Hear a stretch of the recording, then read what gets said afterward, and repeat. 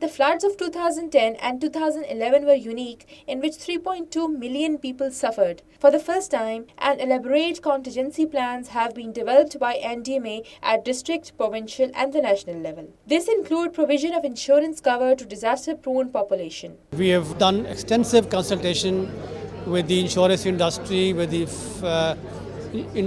financial regulators in the country, with the banking institution, with the microfinance institution, with the NGOs.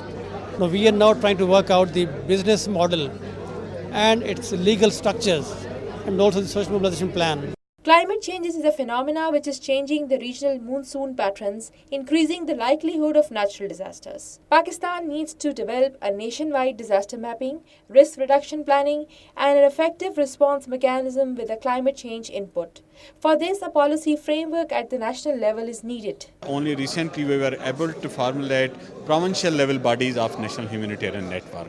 The good thing is now that in each province and region of Pakistan now there's a chapter of National Humanitarian Response organizations. They are frequently meeting, they are developing their contingency plans, and in each province these chapters are now interacting with provincial disaster management authorities. Experts believe that national climate change policy is the baseline framework to address climate change related issues in Pakistan.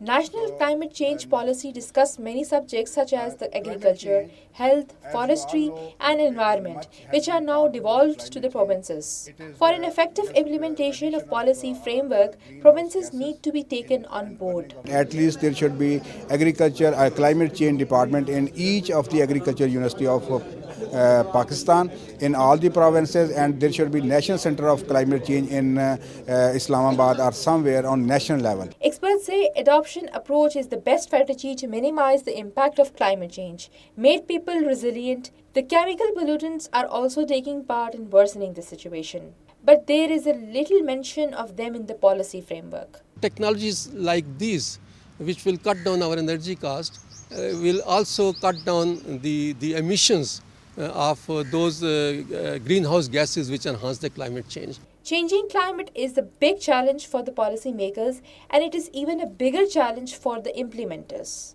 That is why the federal government is bringing changes to the NDMA law to ensure a better and a smooth implementation. True assistance from the corporate sector can truly facilitate the process. With cameraman Ajnabi, Fatima Mansoor, STTV, Islamabad.